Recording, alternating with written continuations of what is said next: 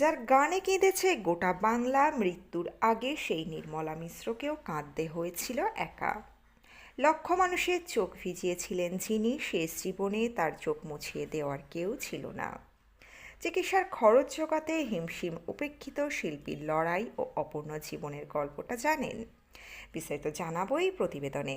বন্ধুরা, চ্যানেলে নতুন হলে চ্যানেলটি সাবস্ক্রাইব করে রাখতে পারেন ও ভিডিওটি শেয়ার করতে পারেন। বাংলা গানের স্বর্ণযুগ বলতে আমরা যাদের নাম একবারেই স্মরণ করি, ঠিক তেমনই একজন শিল্পী নির্মলা মিশ্র, যার গান লক্ষ লক্ষ মানুষকে কাঁদিয়েছে। অথচ শেষ জীবনে তার চোখের জল মুছিয়ে দেওয়ার মানুষ ছিল হাতে গোনা।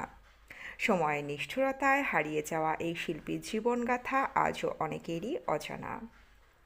স্বর্ণযুগে সেই সময়টায় বাংলা ইন্ডাস্ট্রিতে নতুন মুখের জায়গা করে নেওয়া ছিল প্রায় অসম্ভব। সন্ধ্যা মুখোপাধ্যায়, লতা মঙ্গেশকর, আশা ভোসলের মতো কিংবদন্তিদের দাপটে অন্য গায়িকাদের জন্য সুযোগ ছিল সীমিত, সেটা বলাই বাহুল্য। নির্মলা মিশ্রের গলায় না ছিল লতার মতো মধুর সুর, না ছিল সন্ধ্যার মতো গভীর টান, কিন্তু ছিল এক অদ্ভুত একটা জিনিস যা সরাসরি মানুষের মনে আঘাত করত। তবুও প্রথম সারির নায়িকাদের লিপে গান গাওয়ার সুযোগ তিনি খুব কমই পেয়েছেন। সুচিত্রা সেনের জন্য তার কণ্ঠ ব্যবহার হয়েছে হাতে গোনা কয়েকবার। ভাগ্যের মোড় ঘুরে যায় একেবারে অন্য জায়গায়। উড়িষ্যার একটি জায়গায় গান গেয়ে সেখানে তিনি বিপুল জনপ্রিয়তা পান।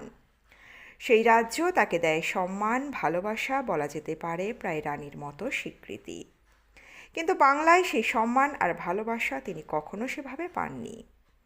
70-এর দশকে যখন বাংলা গানের নতুন হাওয়া বইছে, হেমন্ত মুখোপাধ্যায় ও মান্না দের পাশে উঠে আসে নির্মলা মিশ্রের নাম। ও তোতা পাখি গানটি তাকে এনে দেয় বিপুল জনপ্রিয়তা। তবুও এই সাফল্যের আড়ালেই চাপা পড়ে যায় তার গাওয়া বহু কঠিন, ক্লাসিক্যাল ও মানসম্মত গান। নিজের জীবনেও ছিল তার গভীর আক্ষেপ। তিনি বারবার বলতেন মানুষ তাকে মনে রাখে মাত্র দুটি গান দিয়ে, ও তোতা পাখি আর এমন একটা ঝিনুক খুঁজে পেলাম না। অথচ দ্বিতীয় গানটি গাওয়ার কথা ছিল না তাঁর।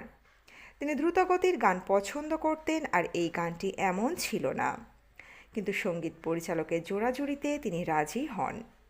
সেই সিদ্ধান্তই তাকে অমর করে দেয়। আজও এই গান শুনলেই মানুষ নির্মলা মিশ্রকে মনে করে। কিন্তু জীবনের শেষ অধ্যায় ছিল বড়ই করুণ। নতুন গান রেকর্ডিংয়ের ডাক বন্ধ হয়ে যায়, তাছাড়াও স্টেজ শোর কাজও কমে আসে। আর্থিক সমস্যায় ভেঙে পড়তে হয় তাঁকে ও তার পরিবারকে। চিকিৎসার খরচ জোগাতেও হিমশিম খেতে হয়েছে বলে জানা যায়। পশ্চিমবঙ্গ সরকারের শ্রেষ্ঠ গায়িকার সম্মান এসেছিল ঠিকই, কিন্তু তখন অনেক দেরি হয়ে গিয়েছে। মৃত্যুর সময় তার চোখের জলই প্রমাণ করেছিল এই শিল্পী জীবদ্দশায় কতটা উপেক্ষিত ছিলেন। বাংলা গান আজও তাঁর কাছে ঋণী, অথচ সেই ঋণের স্বীকৃতি তিনি পেলেন খুব দেরিতে। তো বন্ধুরা, এই প্রতিবেদনে ছিল এতটুকুই। খুব দ্রুত ফিরে আসছি এরকমই নতুন কোনো প্রতিবেদন নিয়ে। আমাদের অজানা গল্প চ্যানেলের সঙ্গে থাকার জন্য সকল দর্শক বন্ধুকে অসংখ্য ধন্যবাদ। দেখতে থাকুন, চোখ রাখুন আমাদের অজানা গল্প চ্যানেলে।